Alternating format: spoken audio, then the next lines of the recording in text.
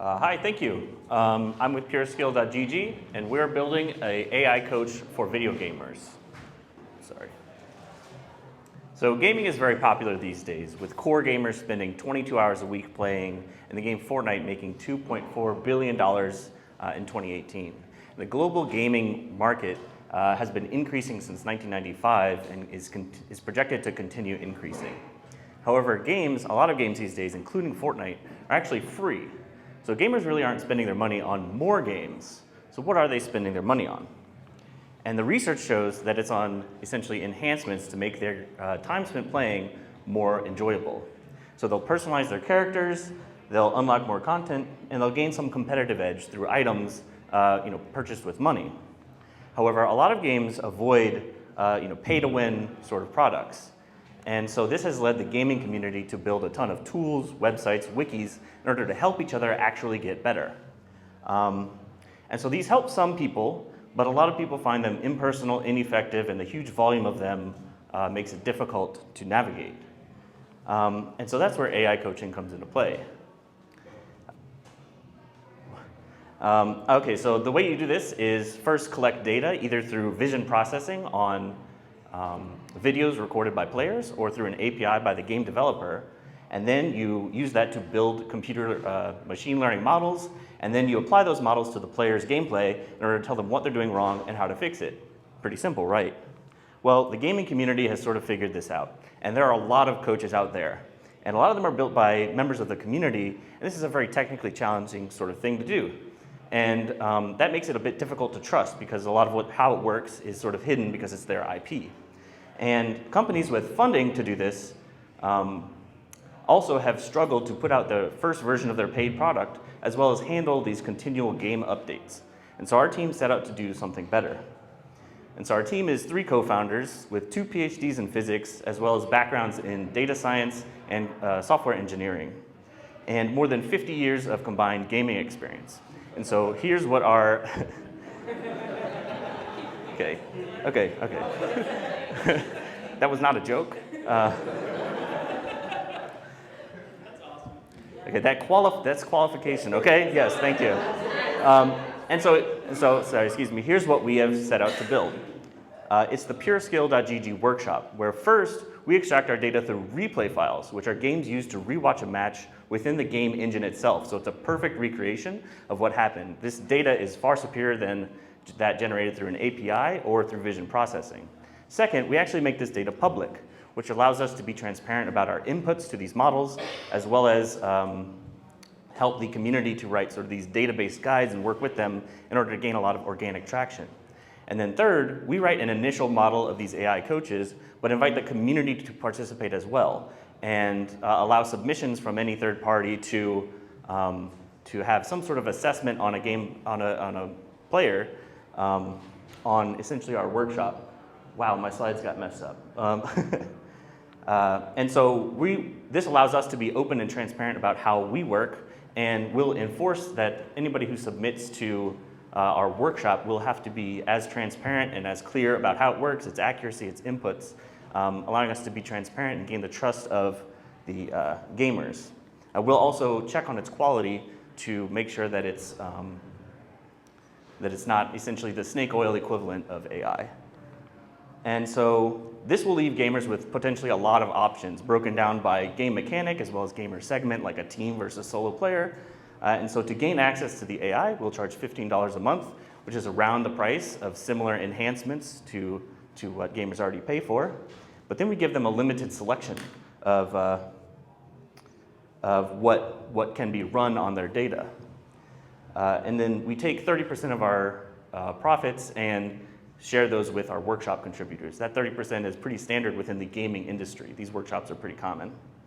And then in order to handle any game updates, we'll remove anything that becomes outdated. So if somebody wrote something and has this passive income, they'll be motivated to go and fix that. And so our progress so far, we've essentially built out everything for the game Counter-Strike Global Offensive except for the workshop part. And that's why we're trying to raise some money. And so we're asking for $500,000 to continue to build out our data science and web engineering to do this workshop, to build out an API that can communicate between us and the contributors, as well as money for a Kaggle competition, which will help us get the data science community involved as well. And so I'm going to leave you on the slide with the games we can support that have these replay files that we can parse and get at. And there are a lot of core gamers out there, about 55 million people who take these games pretty seriously. And I just want to say at the end, I'll be pitching at Seed the South on January 22nd during the Charlotte Innovation Week. So come check me out there too. Thank you.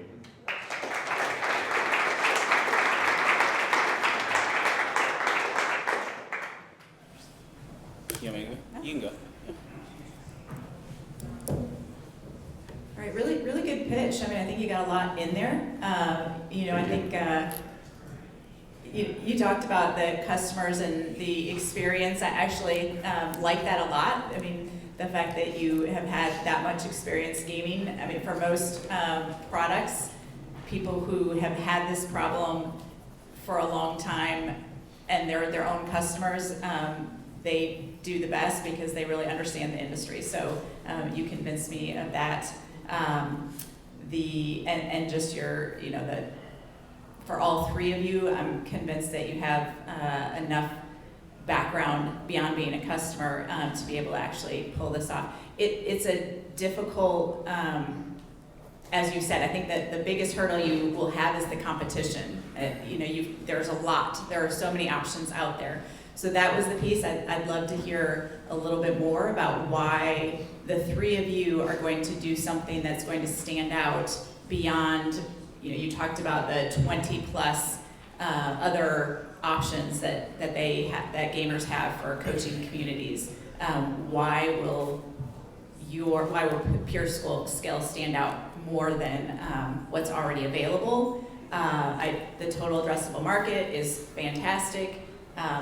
There is so much money being spent here and will continue to be spent here. So I think you have that nailed for investors. I'd like to see that.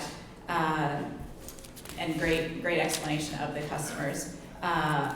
You could spend a little bit more explaining to folks who don't understand the gaming community how they spend money, but you had it in there for a 5-minute pitch. I mean, you did get that in there, so I think that's good as well. Business model also makes sense to me. I think it's pretty simple and straightforward.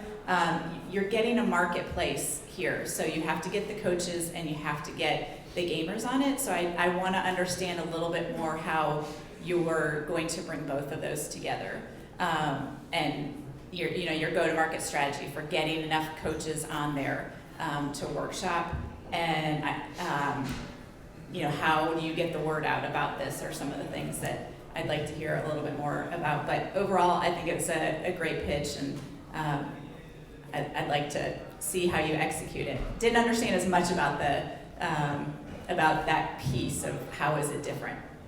Okay, thank you.